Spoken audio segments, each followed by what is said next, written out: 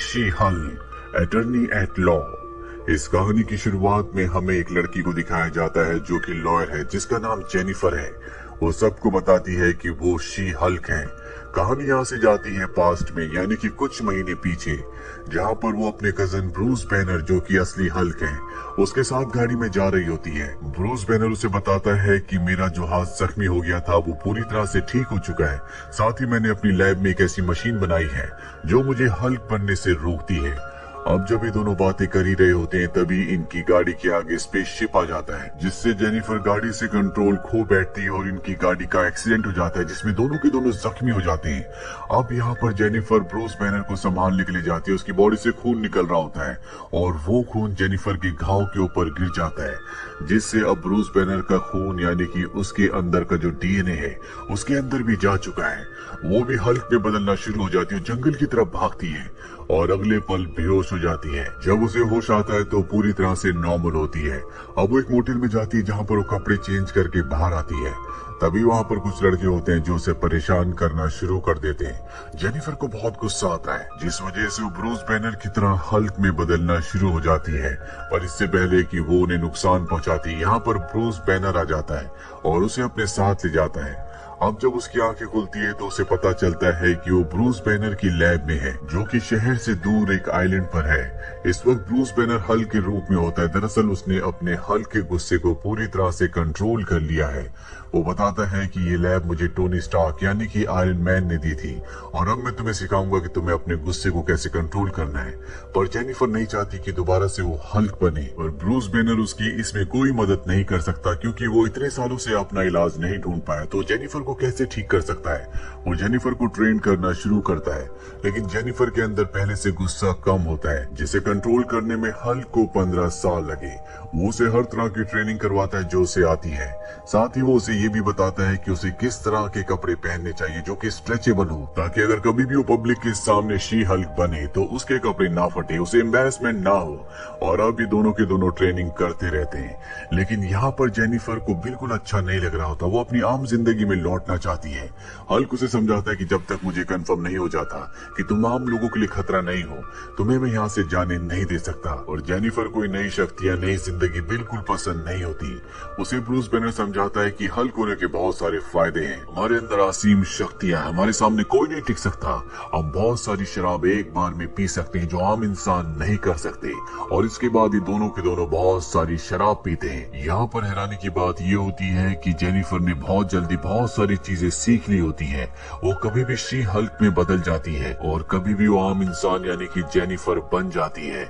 लेकिन उसका यहाँ पर बिल्कुल दिल नहीं लग रहा होता और इसीलिए वो यहाँ से जाने की जिद कर रही होती है, जिस वजह से इनके बीच में आर्ग्यूमेंट्स होना शुरू हो जाते हैं और जल्दी आर्ग्यूमेंट्स लड़ाई में बदल जाते हैं। दोनों के दोनों एक दूसरे पर हमला करते हैं। अब क्योंकि शी हल्क के अंदर, यानी कि जेनिफर के अंदर, खुद ब्रूस बैनर यानी कि हल्क की ताकत है, इसीलिए वो भी उसके ऊपर पूरी तरह से हावी हो जाती है। ये दोनों इस लड़ाई में इस पूरी जगह को तबाह कर देते हैं। साथ ही यहाँ पर हल्क का बार भी टूट जाता है, जिससे उसे बहुत दुख होता है और शी हल्क उसका बार बनाने में उसकी मदद करती है। हल्क को एहसास होता है कि जेनिफर यानी कि शी हल्क को यहाँ पर बिल्कुल अच्छा नहीं लगता, इसीलिए वो उसे जाने की इजाजत दे देता है। कहानी वापस प्रेजेंट पे आती है, जहाँ पर जेनिफर पूरी कहानी सुना रही होती है और अब वो कोर्ट में जाती है, जहाँ पर उसे केस लड़ना है। अब जिस पर एक केस होता है, उस लड़की का नाम टाइटेनिया है, जो कि एक सेलिब्रिटी है। और तभी वो वहाँ पर दीवार तोड़ कर आती है। दरअसल इसके पास भी सुपर नेचुरल पावर है। इससे पहले कि वो सबको मारती, जेनिफर शी हल्क में बदल कर उसे रोक कर पकड़ लेती है। लेकिन अब सबको पता चल चुका है कि जेनिफर के अंदर सुपर नेचुरल पावर्स हैं, जिसके बाद उसे बहुत पॉपुलैरिटी मिलती है। कुछ लोग उसे पसंद करते हैं और कुछ लोग उसे नापसंद करते हैं। और अब सबको पता चल चुका है कि वो शी हल्क है, इसीलिए उसकी जॉब भी चली जाती है। इसके बाद वो कई जगह जॉब के लिए ट्राई करती है, लेकिन उससे कहीं जॉब नहीं मिलती। अब एक दिन GLKH लॉ फर्म का जो ओनर होता है, वो उसके पास आता है और कहता है कि हमारे पास तुम्हारे लिए एक जॉब है, क्या तुम इस जॉब को करना चाहोगी? जेनिफर अपने काम के बारे में पूछती है।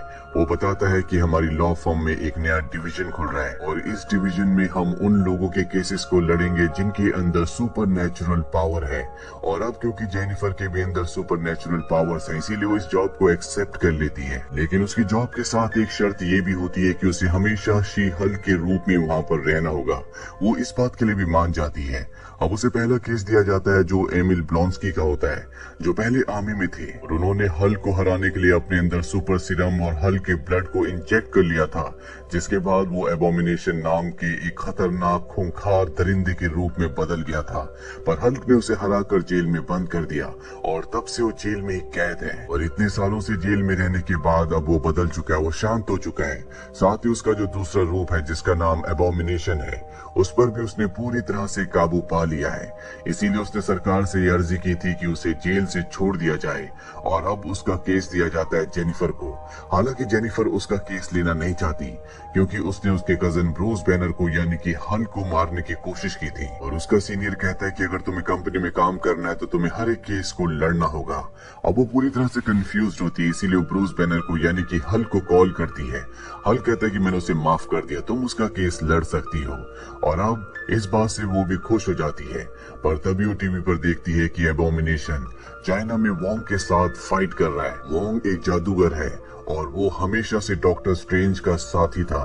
ये देखने के बाद अब उसका पूरी तरह से एबोमिनेशन के ऊपर से विश्वास उठ जाता है। इसीलिए जेल में उससे मिलने के लिए जाती है, जहाँ पर एमिल ब्लॉन्स्की यानी कि एबोमिनेशन उसे बताता है कि मैं कभी अपनी मर्जी से जेल से बाहर नहीं गया, बल्कि कुछ वक्त पहले मुझे यहाँ से अपने साथ वोंग लेकर गया था। अगर तुम्हें मुझ पर विश्वास नहीं है तो तुम मुझसे पूछ सकती हो। इसके बाद वो वोंग से मिलने के लिए जाती है, जहाँ पर उसे बताता है कि ये सच है, मैं ही एबोमिनेशन को यानी कि ब्लॉन्स्की को अपने साथ जेल से निकाल कर ले गया था। दरअसल चाइना में मुझे सॉर्सरर सुप्रीम बनना था, जिसके लिए मुझे एक खतरनाक और बड़े योद्धा से लड़ना था और एबोमिनेशन के अलावा मेरे पास कोई भी चारा नहीं था। इसीलिए मैं अपने जादू से उसके सेल में आया और उसे अपने साथ ले गया, जिसके बाद मैंने उससे फाइट की। उस फाइट को जीतने के बाद मैंने उसे वापस छोड़ दिया और अब यहाँ पर जेनिफर के पास एक बहुत बड़ा सबूत है। वोंग की गवाही से यहाँ पर एबोमिनेशन को यानी ब्लॉन्स्की को छोड़ दिया जाता है, लेकिन उससे एक वादा लिया जाता है कि वो कभी एबोमिनेशन नहीं बनेगा। अगर उसने दोबारा एबोमिनेशन बनने की कोशिश की तो उसे दोबारा से जेल में बंद कर दिया जाएगा। और इस तरह से जेनिफर सुपर ह्यूमन डिवीजन का पहला केस जीत जाती है, जिससे उसे बहुत पब्लिसिटी मिलती है। और उसकी इस पब्लिसिटी से एक आदमी को जिसका नाम टॉड है, जो सभी सुपर ह्यूमन से जिनके अंदर सुपर नेचुरल पावर से उन सब से नफरत करता है, उसे बिल्कुल भी अच्छा नहीं लगता। वो नहीं चाहता कि कोई भी सुपर हीरो इस दुनिया में फेमस हो, वो उन सबसे नफरत करता है। इसीलिए उसने इंटेलिजेंसिया नाम की एक वेबसाइट बनाई होती है जिसमें वो सुपर हीरोज के बारे में बहुत उल्टा सीधा लिखता है, लेकिन उसने वहाँ पर अपनी असली पहचान नहीं बताई होती, बल्कि वो इस वेबसाइट को हल्क किंग के नाम से चलाता है। और अब उसे पता है कि जेनिफर भी शी हल्क बन चुकी है, इसीलिए उसके खिलाफ भी एक कैंपेन चलाता है। साथ ही वो उसकी पावर्स भी पाना चाहता है, इसीलिए कुछ लोगों का उसका खून लेने के लिए भेजता है।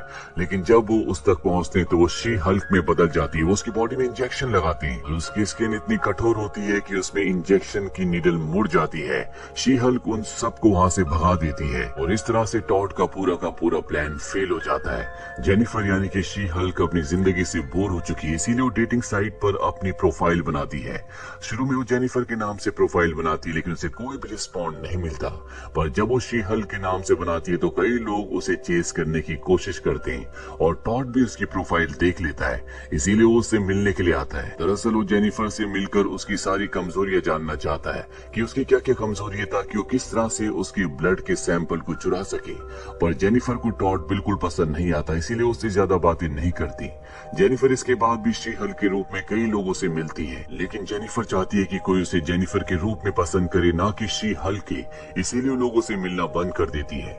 अब वो एक दिन अपने दोस्त की शादी में जाती है, जहाँ पर उसे जॉश नाम का एक लड़का मिलता है जो उससे बहुत अच्छे से बातें करता है। जेनिफर को भी उससे बातें करके अच्छा लगता है, लेकिन सच तो ये है, जॉश को भी टॉड ने भेजा था कि वो जेनिफर को अपने प्यार के जाल में फंसाकर उसके ब्लड सैंपल को ले आए। और अब जेनिफर जॉश को डेट करना शुरू कर देती है। कुछ दिन एक दूसरे के साथ रहने के बाद एक दिन जब ये दोनों रात को सो रहे होते हैं तो जॉश बड़ी चालाकी से जेनिफर के ब्लड के सैंपल को ले लेता है, साथ ही उसके फोन में जितना भी डेटा होता है उसे भी कॉपी कर लेता है और दोनों चीज वो टॉड को दे देता है। और इसके बाद जॉश गायब हो जाता है, वो यहाँ से चला जाता है। हालांकि जेनिफर उसे कई बार कॉल करने की कोशिश करती करती है, लेकिन वो उसके कॉल का रिस्पॉन्ड नहीं करता। धीरे धीरे जेनिफर भी उसे भूल जाती है। वही टॉड को दिखाया जाता है जो जेनिफर के ब्लड सैंपल से अपने आप को भी हल्क की तरह ताकतवर बनाने की तैयारी कर रहा होता है। साथ ही वो अपनी वेबसाइट पर जेनिफर को यानी कि शी हल्क को लगातार बदनाम कर रहा होता है। अब जेनिफर के पास एक केस आता है जो एक लड़के का है, और इस लड़के ने उस टेलर के ऊपर केस किया है जो सभी सुपर हीरोज के कपड़े बनाता है। दरअसल इसने भी अपने लिए सुपर हीरो सूट बनवाया था जो जल्दी खराब हो गया, और अब इसने उस टेलर के ऊपर केस कर दिया। दरअसल ये उससे अच्छे खासे पैसे मांगना चाहता है। हालांकि जेनिफर इसका केस नहीं लड़ना चाहती क्योंकि वो खुद अपने कपड़े भी उसी टेलर से सिलवाती है, पर अपने सीनियर के प्रेशर में आने के बाद उसे इस केस को लेना पड़ता है। और जब केस की सुनवाई होती है तो टेलर की तरफ से जो वकील आता है वो होता है मैट मर्डॉक, यानी कि डेयरडेविल, जो कि बहुत ही ताकतवर है, लेकिन वो आम जिंदगी वकील आता है वो होता है मैट मर्डॉक, यानी कि डेयरडेविल, जो कि बहुत ही ताकतवर है, लेकिन वो आम जिंदगी में एक बहुत ही शरीफ इंसान है। साथ ही वो देख भी नहीं पाता। और अब यहाँ पर वो टेलर का केस लड़ता है। वो साबित कर देता है कि वो लड़का जिसने टेलर से सूट बनवाया था वो सूट उसी की गलती से खराब हुआ था, और इस केस को डेयरडेविल जीत जाता है। लेकिन वो लड़का जिसने टेलर से अपना सूट बनवाया था उसे केस हारने पर बहुत गुस्सा आता है। वो बहुत ज्यादा अमीर होता है, इसीलिए वो टेलर को किडनैप कर लेता है और अपने लिए एक नया सूट बनवाता है। और मैट को पता चल जाता है कि टेलर को किसी ने किडनैप किया, इसीलिए वो अपने डेयरडेविल वाले रूप में आकर उस लड़के की गाड़ी का पीछा करना शुरू कर देता है। वो लड़का शी हल्क को यानी कि जेनिफर को कॉल करता है और जेनिफर उसे बचाने के लिए आ जाती है, जिसके बाद शी हल्क के बीच में और डेयरडेविल के बीच में एक फाइट होती है। और इस फाइट के दौरान शी हल्क उसके मास्क को उतार देती है, जहाँ पर उसे पता चलता है मैट मर्डॉक यानी कि वो वकील ही डेयरडेविल है। डेयरडेविल शी हल्क को बताता है कि किस तरह से तुम्हारे क्लाइंट ने हमारे टेलर को किडनैप कर लिया। ये जानने के बाद शी हल्क उसका साथ देने को तैयार हो जाती है, और ये दोनों उस जगह पहुंच जाते हैं जहां पर टेलर होता है। ये टेलर को वहां से बचा लेते हैं, पर तभी वहां पर जो शी हल्क का क्लाइंट होता है जिसने टेलर को किडनैप किया था, वो अपने नए सूट को पहनकर ऊपर बिल्डिंग से नीचे कूद जाता है, पर सूट काम नहीं करता और उसकी दोनों टांगे टूट जाती है, और इस तरह से टेलर को बचा लेते हैं। अभी दोनों के दोनों अच्छे दोस्त बन जाते हैं। इसके बाद डेयरडेविल अपनी सिटी वापस लौट जाता है। वहीं शी हल्क को अब अच्छे लॉयर के लिए जो उसने केसेस लड़े होते हैं उसके लिए अवार्ड दिया जाता है। और जब वो स्टेज पर जाती है तो पीछे जो स्क्रीन होती है, टॉड उस स्क्रीन पर उसके मोबाइल से जितना भी उसने डेटा निकाला होता है, जो भी उसकी प्राइवेट पिक्चर्स होती है, सब की सब वहां पर चला देता है, जिससे शी हल्क को बहुत गुस्सा आता है। वो स्क्रीन को तोड़ देती है। साथ ही वहां पर वो देखती है कि टॉड के लोग भी होते हैं जिन्होंने काम किया है, वो उनके ऊपर हमला करती है, लेकिन यहाँ पर पुलिस भी होती है जो उसे पकड़ लेती है, और अब उसे उसी जेल में कैद कर दिया जाता है जहाँ पर सुपर पावर वाले लोगों को कैद किया जाता है। लेकिन जेनिफर के दोस्त उसे जेल से छुड़वा देते हैं, लेकिन उसके ऊपर अब एक कानून लागू होता है कि वो कभी शी हल्क नहीं बन सकती। अब जेनिफर उन लोगों को ढूंढना चाहती है जो कि उस वेबसाइट को चलाते हैं जहाँ पर सुपर हीरोज के खिलाफ बातें लिखी जाती है, यानी कि टॉड को, और इसके लिए उन्हें सबूत इकट्ठे करने होंगे। इसीलिए वो अपनी दोस्त का इसमें सहारा लेती है, पर जल्दी वो बहुत परेशान हो जाती है। सीधे अपने मन को शांत करने के लिए ब्लॉन्स्की यानी कि एबोमिनेशन के मेडिटेशन सेंटर चली जाती है। वहीं उसकी दोस्त को पता चल जाता है कि जिन लोगों की वो वेबसाइट है आज रात को एक पार्टी देने वाले हैं, इसीलिए वो उस पार्टी में अपने दोस्त के साथ जाती है। और ये पार्टी उसी जगह पर होती है जहाँ पर एबोमिनेशन रहता है, जहाँ पर जेनिफर अपनी मेडिटेशन करने के लिए आई है। अब पार्टी में जब जेनिफर की दोस्त का दोस्त जाता है तो उसे पता चल जाता है कि उस वेबसाइट को टॉड चलाता है, जिस वेबसाइट में सभी सुपर हीरोज को बदनाम किया जाता है। और तभी यहाँ पर एबोमिनेशन अपने असली रूप में आ जाता है और सबके सामने स्पीच देता है। दरअसल टॉड ने उसे ऐसा करने के लिए पैसे दिए होते हैं। अब जेनिफर भी इस जगह पर आ जाती है और देखती है कि यहाँ पर पार्टी चल रही है। जेनिफर के दोस्त जो इस पार्टी में आए होते हैं वो उसे बता देते हैं कि टॉड ही वो है जो उस वेबसाइट को चलाता है जहाँ पर सुपर हीरोज को बदनाम किया जाता है।